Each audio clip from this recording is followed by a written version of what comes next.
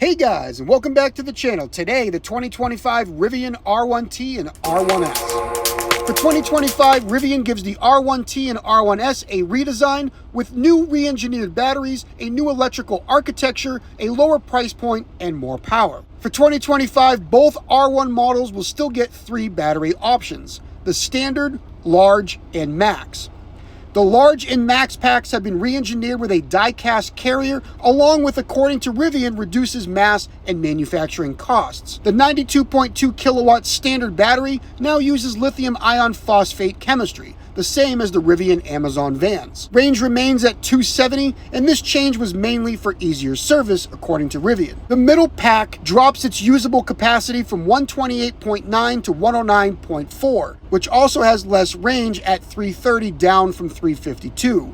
The Max pack, according to Rivian, is minimally larger at 141.5. Dual motor models can see up to 410 miles with the R1S and 420 miles in the R1T.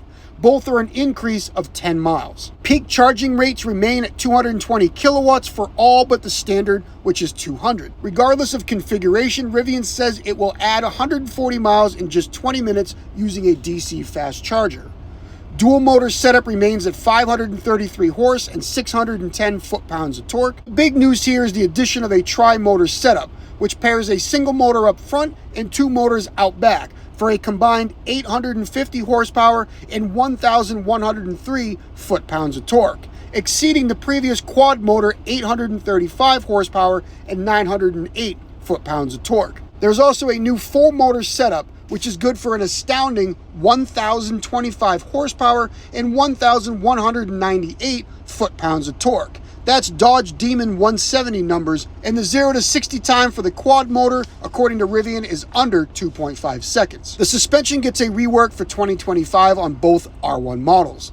Along with new Pirelli tires that, according to Rivian, help with range, there were also removable aero caps that look very similar to the R3X concept. Check out my video on that. New lighting elements front and rear, including an illuminated light bar, along with adaptive drive beam feature that bends the light away from oncoming vehicles.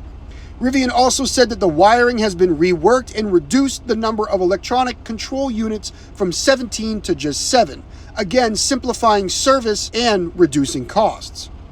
Updated infotainment that utilizes an AI interface, along with more advanced driver assistance features that include 11 cameras and 5 radars. And according to Rivian, this reworked and updated tech will allow for semi-autonomous driving with highway assist and will be available through over-the-air updates down the road.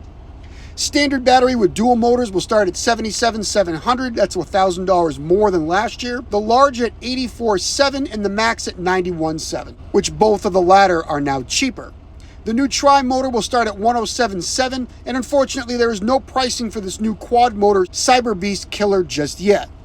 The R1S is on sale and the R1T will be following soon this fall. Overall, I really like what they have done, adding tech and making things a bit easier all around.